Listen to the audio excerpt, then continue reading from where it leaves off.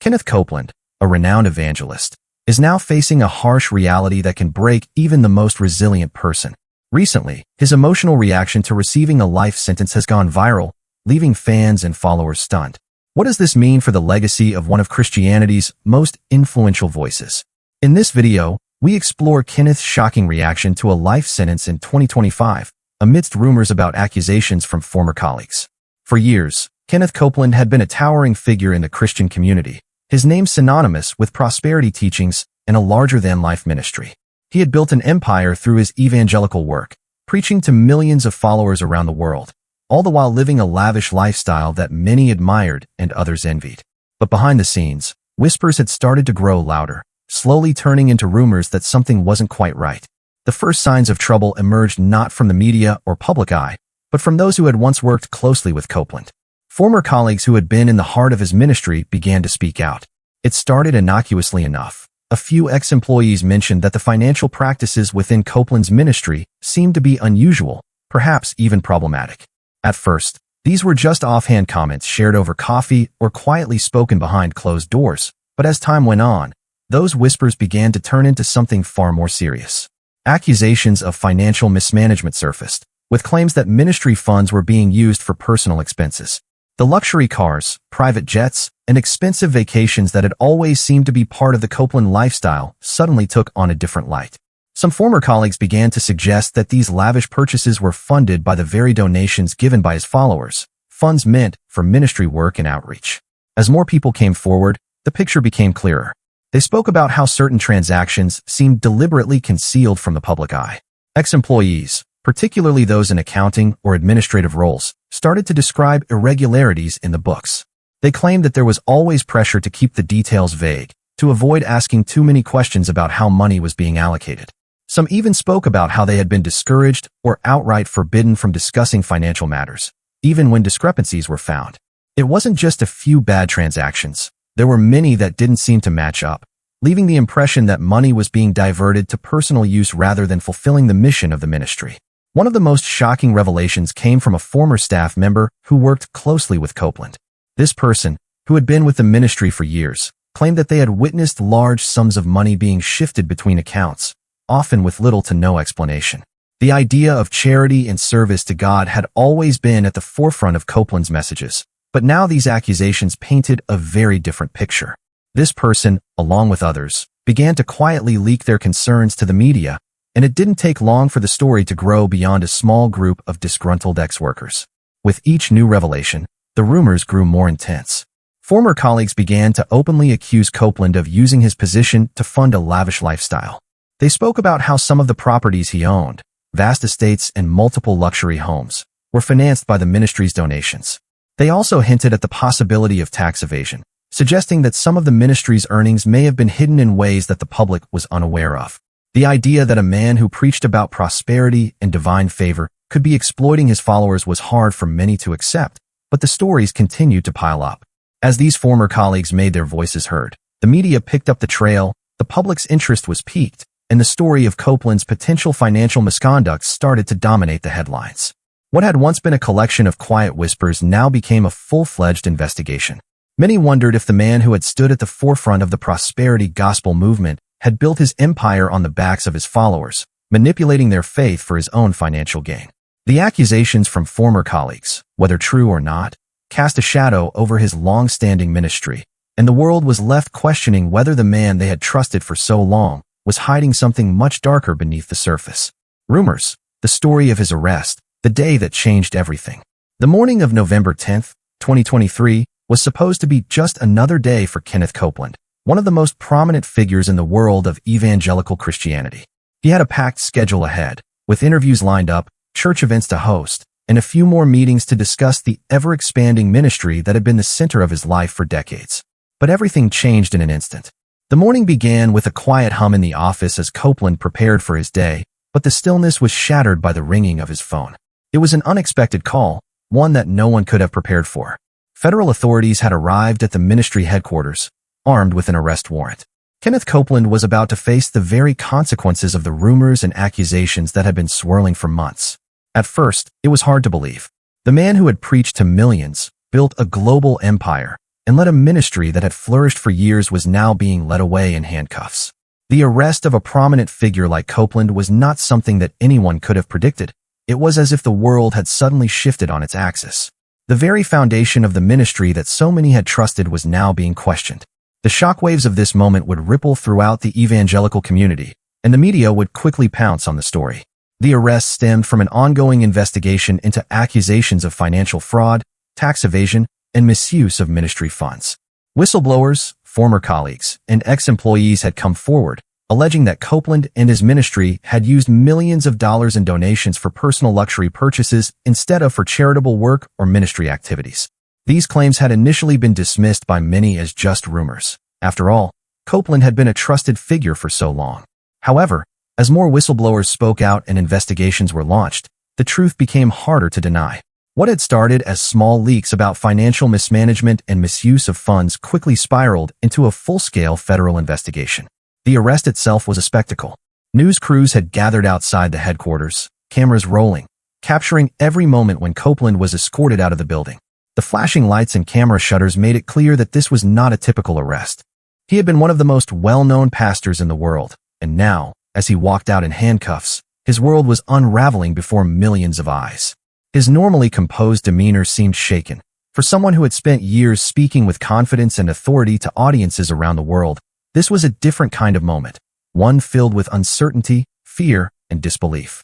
Kenneth Copeland had spent his life cultivating an image of success and divine favor. He had preached that God rewarded faithfulness with material blessings, and his extravagant lifestyle, complete with private jets, mansions, and luxury cars, had been presented as proof of this. But now, the very wealth he had accumulated was being scrutinized.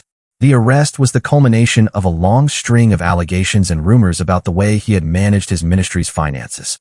The question on everyone's mind was, how could a man who had built a multi-billion-dollar ministry based on the teachings of generosity and prosperity be accused of using his followers' donations for personal gain?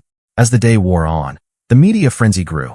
News outlets quickly picked up the story, with some reports painting a picture of a man who had lived a life of deception. The details of his arrest were leaked, and soon the world knew that Copeland was facing serious charges, including conspiracy to commit financial fraud, tax evasion, and misuse of funds. These charges were not minor. If convicted, he could face years in prison, and the ministry that had been his life's work could crumble under the weight of the scandal. The shock was not just felt by the public, but by those closest to him. His family was in disbelief, struggling to process what was happening. Gloria Copeland, his wife and partner in the ministry for decades, was devastated. She had stood by him through thick and thin, and now, as her husband faced the possibility of a prison sentence, she was forced to confront a harsh reality. The woman who had once stood beside him on stage, co-hosting broadcasts and spreading their message of prosperity, now found herself in an entirely new role, one that included dealing with the fallout of his actions. In interviews, Gloria spoke with emotion, trying to make sense of the situation. "This is not the man I know," she said.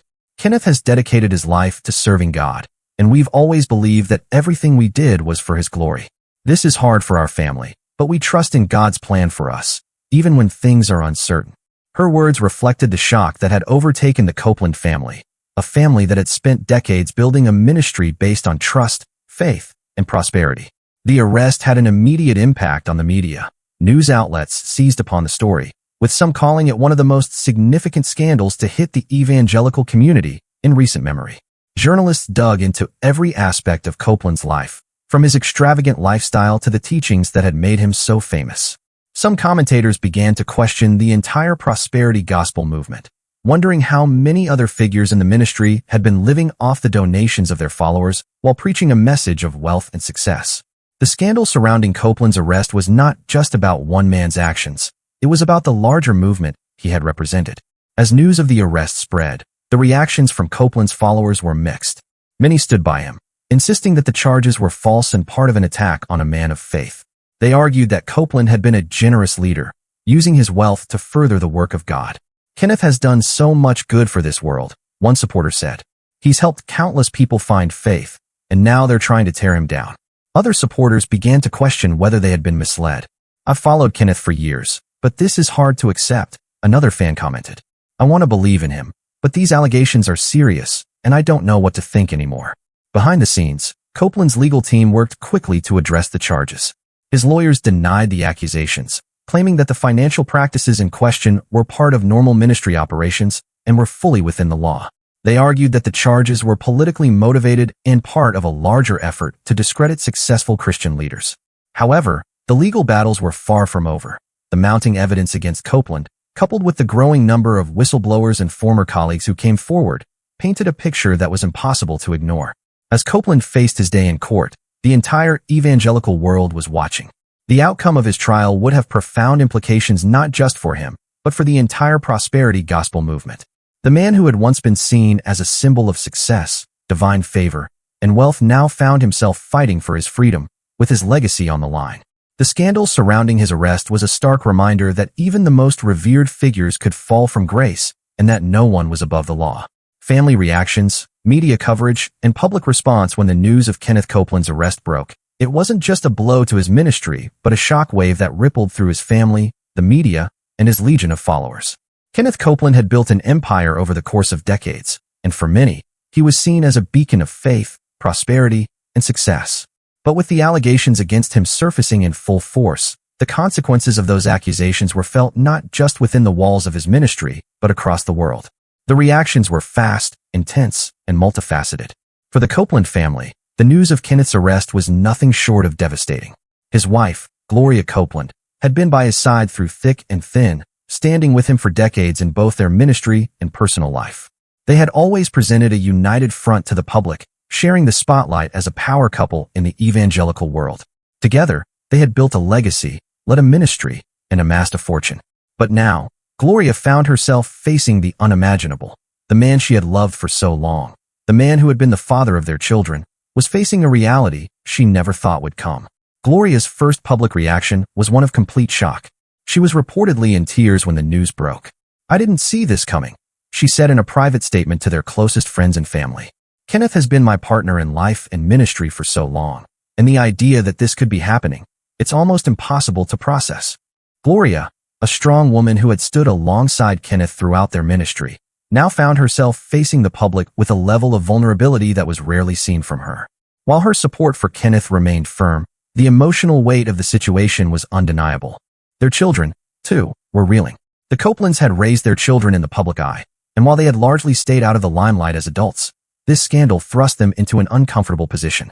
Their lives, which had been defined by their father's public persona and success, were now being overshadowed by the allegations.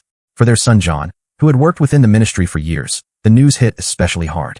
"It's not what we thought," John said, his voice breaking. "Our dad has always been a man of faith, and this just doesn't make sense. We're struggling to understand how things got to this point, but we are a family, and we will stick together through this." John's response, while supportive, reflected the confusion and heartbreak that had taken over the family. His sister Kelly echoed these sentiments, stating, "We've seen our dad give everything to this ministry. It's hard to reconcile the man we know with what's happening now. We just want to get to the truth of it all." As the arrest became national news, the media pounced on the story with a relentless frenzy. Headlines across the country screamed of the fall of a televangelist or the end of an empire. The media, which had for so long praised Copeland's teachings and ministry, now painted a very different picture of the man who had built one of the most influential religious organizations in the world. The public was fascinated by the idea of a once-revered figure facing such a devastating downfall. Reporters dug deep into Copeland's past, combing through his financial dealings, his extravagant lifestyle, and his controversial prosperity gospel teachings. Some outlets were quick to point out the irony of Copeland's teachings on wealth and divine favor, particularly in light of the accusations of financial misconduct. The media coverage wasn't just about the legalities of the situation. It was about the shock of seeing a beloved figure, someone who had been the face of faith for millions, now painted as a criminal. There was a sense of disbelief that hung in the air, as if many couldn't reconcile the image of the man they had trusted with the one now being presented by the authorities. It was a classic tale of a hero falling from grace, and the media, hungry for details, left no stone unturned. They speculated on his motives, questioned the legitimacy of his ministry, and even debated whether his followers had been duped. The story was too big to ignore, and it was clear that the media would continue to follow it relentlessly. Fans and followers of Kenneth Copeland were equally divided. Some stood by him, unwavering in their support. "Kenneth has always been a man of faith," one follower posted on social media. "This is just a misunderstanding. He's done too much good for this world, and I refuse to believe these accusations are true. We need to pray for him." Many longtime fans of Copeland refused to accept the possibility that their spiritual leader could be involved in such misconduct. For them, Copeland was a symbol of God's blessings and the power of faith, and they weren't ready to give up on him. But not everyone was as forgiving. For others, the news of Copeland's arrest came as a painful wake-up call. "I followed him for years, but this is hard to accept," said another fan. "We trusted him with our time, our money, and our faith. To hear these allegations now, it's hard to believe the man I thought I knew." Some began to question whether their loyalty had been misplaced, while others expressed a sense of betrayal. "If this is true, how could he do this to us?" a distraught supporter commented. "I've spent years donating to his ministry, believing in his message. Now I feel like I've been deceived." As the legal proceedings unfolded, the public response became more polarized. Some rallied around Copeland, convinced that he was being unfairly targeted due to his success and prominence within the evangelical world. They argued that he was a victim of religious persecution, that his influence was seen as a threat by those who sought to tear him down. Others, however, were less sympathetic. The evidence that had been presented, including testimonies from former colleagues and whistleblowers, painted a disturbing picture. The question of whether Copeland had been using his ministry to fund his personal wealth was difficult to ignore, and many felt that it was important to hold him accountable, no matter his status. The Copeland family's reaction to the media coverage was one of intense scrutiny. While they maintained their support for Kenneth, they also found themselves struggling with the constant barrage of questions from the press. Gloria, in particular, had always been a private figure, and now she found herself in the center of a media storm. The family's private moments were now being shared with the world, and they were forced to navigate the emotional fallout of Kenneth's arrest under the watchful eyes of the public. At times, their reactions were raw and unfiltered, revealing the deep pain they were feeling. In interviews, they tried to hold on to their faith and their belief in Kenneth's innocence. "We're standing by him," Gloria said. "He's been a man of faith his entire life, and we know that God is with us through this difficult time." But there was a certain sadness in her voice, a quiet acknowledgement that the road ahead would be difficult. The questions surrounding Kenneth's actions were not just about legalities. They were about trust, about the relationship between a man of God and his followers, and how that trust could be shattered in an instant. The media coverage only escalated from there, with new developments being reported daily. As the legal battles continued, so did the public scrutiny. Kenneth Copeland's name became synonymous with scandal, and every detail of his life was examined under a microscope. His supporters fought to defend him, but for many, the damage was done. The emotional toll of this scandal was profound, not only for the Copeland family, but for the millions of people who had looked up to him as a spiritual leader. As the months went on, the public response remained divided. For some, Kenneth Copeland was a fallen hero, while for others, he was still a man of God caught in the crossfire of a larger unjust attack. The media continued to analyze every angle of the case, while the Copeland family stood by, waiting for the truth to come out. What was certain, though, was that this story was far from over. The effects of Kenneth's arrest would be felt for years to come, and the legacy of one of the most powerful figures in modern evangelicalism would never be the same.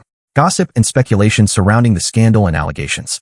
The news of Kenneth Copeland's arrest sent shock waves through the religious community, and what followed was an explosion of gossip and speculation that seemed to grow faster than the legal proceedings themselves.